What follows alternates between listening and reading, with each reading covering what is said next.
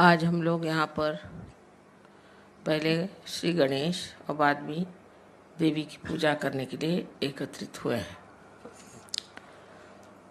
श्री गणेश को इस महाराष्ट्र में विशेषतः बहुत माना जाता है, क्योंकि यहाँ पर स्वयंभू अष्टविनायक है।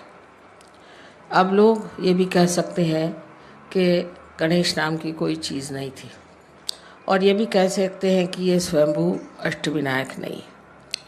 लेकिन आप जब आत्म साक्षात्कार को प्राप्त करते हैं, जब आप चैतन्य को प्राप्त करते हैं तो आप पूछ सकते हैं कि क्या ये स्वयंभू है, क्या यह वास्तविक पृथ्वी तत्व ने बनाई हुई चीज़ है। गणेश के अनेक चमत्कार सहयोग में हुए, विशेष करके एक दो हमारे फोटोग्राफ्स है, अगर आप उन्हें देख लीजिए तो आप हैरान हो जाइएगा कि किस तरह से उन्होंने अपने दर्शन दिए हुए हैं। गणेश की जो विशेषता है वो ये है कि वो हर चक्र पे विराजमान। सबसे पहले गणेश की ही स्थापना की गई थी, और गणेश जो है वो पवित्रता को फैलाने के लिए संसार में है, कि पहले सारा संसार पवित्र हो जाए। सबसे बड़ी चीज़ है पवित्रता। अगर पवित्रता नहीं रहेगी तो कोई सा भी सृजन नहीं हो सकता। अब समझ लीजिए, अगर कोई पेड़ है और उसके आसपास का वातावरण दूषित हो जाएगा तो वो पेड़ मर जाएंगे। इसी प्रकार इस सारी सृष्टि का जो वातावरण है उसे पूर्णतया शुद्ध करने के लिए ही श्री गणेश की स्थापना की गई थी। आजकल के इस वातावरण में लोग समझ नहीं सकते हैं कि पवित्रता चीज़ क्या है और पवित्रता का अर्थ क्या है। यही गणेश आगे जा कर के आपके आज्ञा चक्र पे ईसा मसीह के रूप से प्रकट हुए थे।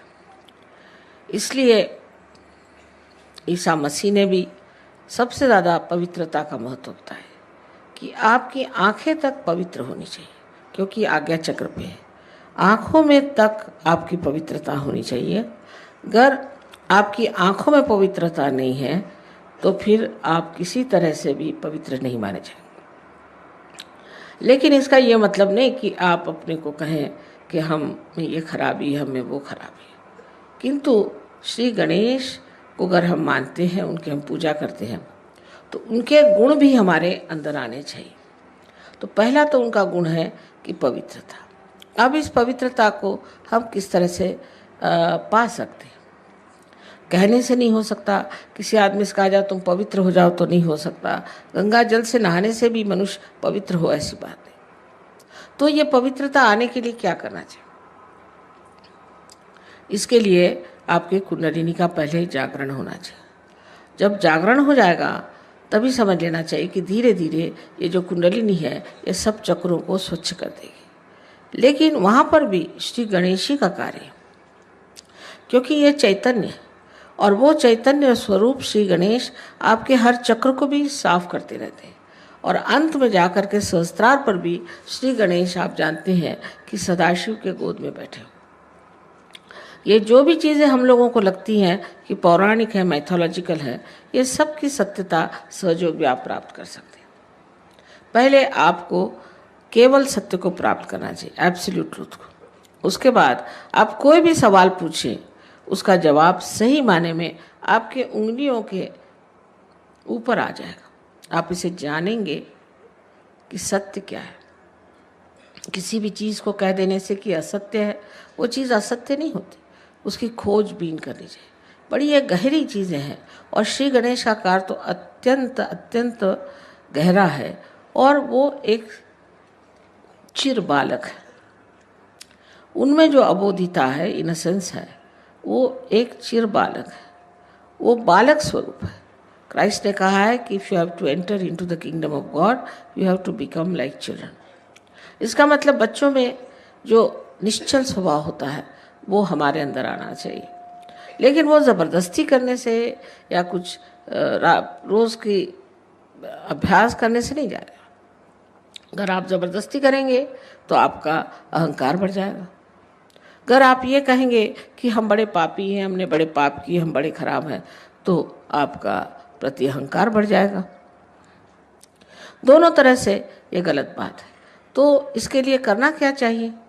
करना ऐसा चाहिए कि अपनी कुंडलिनी का जागरण पहले कर लें। कुंडलिनी के जागरण से आप दूसरे आयाम में, दूसरे डायमेंशन में उतरते हैं। दूसरे डायमेंशन में उतरते साथ धीरे धीरे अंदर से ही ये स्वच्छता होती रहती है। ये अनादिकाल से कुंडलिनी आपके अंदर स्थित है और ये उसी समय का इंतज़ार कर रही है, उसी के लिए बैठी हुई है कि जिस वक्त आपको ऐसी व्यक्ति मिल जाए जो आपकी कुंडलिनी का जागरण कर सके, क्योंकि ये आपकी माँ है और आपकी अपनी वैयक्तिक माँ है। वो आपके बारे में सब कुछ जानती है और जिस प्रकार आपकी माँ ने आपको जन्म देते वक्त सब तकलीफ़ें खुद उठाई, वो कुंडलिनी ही सारी तकलीफ़ें उठा देती है और आप इस आत्म साक्षात्कार को प्राप्त होते हैं। इस आत्म साक्षात्कार को प्राप्त होने के बाद आपको सिर्फ इतना करना है कि अपने इस योग को जो आपका अब परम चैतन्य के साथ हुआ है उसके साथ एकाकारिता स्थापित करनी। चारों तरफ हम लोग देखते हैं, फूल देखिए कितने सुंदर है, सृष्टि कितनी सुंदर है, पर हम कभी सोचते भी नहीं कि ये कैसी बनी, इसको कौन बनाता है। एक फूल के पौधे एक ही ऊंचाई तक बढ़ते हैं, कोई पेड़ एक ही ऊंचाई तक बढ़ते हैं, ये सारा कौन करता है? इसे आपको पातंजल में अगर आप देखे जाए तो लिखा हुआ है कि ऋतंभरा प्रज्ञा, इसका नाम उन्होंने ऋतंभरा प्रज्ञा कहा। लेकिन यही ब्रह्म चैतन्य है, यह परम चैतन्य है जो चारों तरफ फैला हुआ है और जिसके लिए आदि शंकराचार्य ने बताया हुआ है कि सलीलम सलीलम, ठंडी ठंडी हवा इसकी लहरें आती। बाइबल में भी इसको cool bridge of the Holi ghost कहा गया। इस प्रकार की कुंडलिनी हमारे अंदर है और वो बिल्कुल व्यवस्थित रूप से इसी के इंतज़ार में है कि कब आपका पुनर्जन्म है। अभी तक अमीबा से इस स्थिति में हम आ गए कि इंसान बन गए, लेकिन इससे कोई ना कोई ऊंच स्थिति ज़रूर होनी चाहिए। अगर हम सत्य को प्राप्त किए होते तो आज कल के जो झगड़े हैं ये न रहते। हम सब एक मन से, एक विचार से, एक सत्य के साथ जीते। लेकिन ये जो झगड़े हो रहे हैं इसकी वजह यही है कि हम लोगों ने अभी तक उस केवल सत्य को प्राप्त नहीं किया और जब तक हम उस सत्य को प्राप्त नहीं करेंगे तब तक उत्क्रांति माने इस एवोल्यूशन की जो चरम सीमा है उसे हमने प्राप्त नहीं किया। उसको प्राप्त किया बगैर हम लोग कभी भी शांति से, सुख से, समाधान से रह नहीं सकते। संसार के जितने भी प्रश्न हैं अधिकतर मनुष्य ने ही खड़े किए हैं। इस मनुष्य के परिवर्तन के लिए श्री गणेश का बहुत कार्य है, बड़ी मेहनत करते हैं। इनके गण हैं इसलिए इनको गणपति कहा जाता है और ये हर समय माँ की सेवा में लगे रहते हैं और हर जगह जहाँ भी ज़रूरत होती है तुरंत दौड़ के जाएंगे और कार्य करते हैं। अब ये सब चीज़ें ऐसी लगती हैं जैसे कोई स्वर्गीय चीज़ें हैं और इसका मनुष्य से कोई संबंध नहीं, लेकिन इसी दुनिया में हम लोग उस स्वर को स्थापित कर सकते हैं जिसकी महिमा शास्त्रों ने गाई हुई है। कोई कठिन बात नहीं है और इसके लिए सिर्फ हमें सज्ज होना चाहिए, मन में शुद्ध इच्छा रखनी चाहिए कि हम इसे प्राप्त करें। ये कोई झूठी बातें नहीं है, ये कोई ऐसी बातें नहीं है कि जिससे किसी को भुलावा डाला जाए, किंतु ये बात सत्य है और इसे हमें प्राप्त करना चाहिए। हम श्री गणेश को नमस्कार करते हैं लेकिन ये नहीं सोचते कि श्री गणेश क्या है, हमारे अंदर कहाँ स्थित हैं, क्या क्या कार्य करते हैं और इनसे हमें क्या क्या प्राप्त करना। दूसरी चीज़ इनसे प्राप्त करना है वो है सुबुद्धि, जिसे विजडम कहते हैं। श्री गणेश में इतनी सुबुद्धि और इतना प्रेम है कि वो जानते हैं कि आप लोग गलती कर रहे हैं, वो जानते हैं कि आप में कुछ दोष है, लेकिन छोटे बच्चे जैसे क्षमा कर देते हैं हर एक चीज़ को। उनको मालूम नहीं किसी से नाराज़ होना, इसी प्रकार वो आपको बहुत क्षमा करते हैं। किसी हद तक काफ़ी क्षमा कर देते हैं, पर जब आप हद से गुजर जाते हैं तब फिर ज़रूर वो नाराज़ हो जाते हैं।